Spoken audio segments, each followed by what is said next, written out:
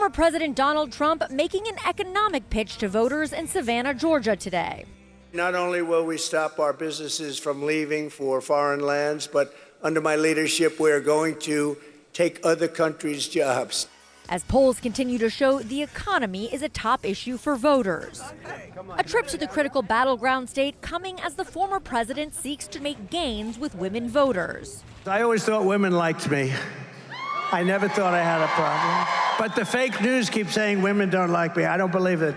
A new CNN national poll finding a significant gender gap among likely voters. Vice President Kamala Harris leading Trump 53 to 43% among female voters, while Trump holds a 9-point lead over Harris among male voters. The poll also finding among independent women, Harris with 51% support compared to 36% for Trump.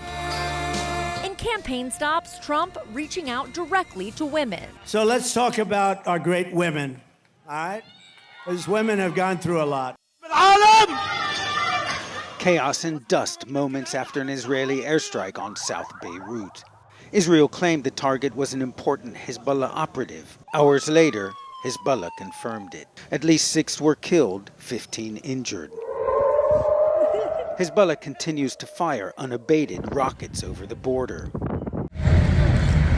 After Monday's punishing Israeli bombing, Lebanon suffered its highest daily death toll since the 1982 Sabra Shatila massacre.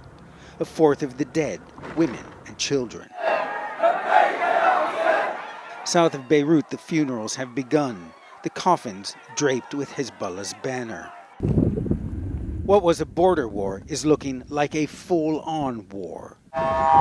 And like the last war, tens of thousands again are fleeing for their lives. No easy task for the elderly and infirm. To dozens of schools in the capital turned into shelters for the displaced, shades of Gaza.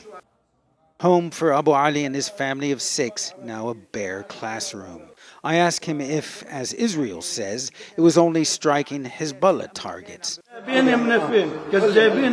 Liars, they're liars, he shoots back. Entire families are gone. They're not Hezbollah targets. We live in the south. We don't know where Hezbollah is, and I don't know where the Hezbollah fighters are.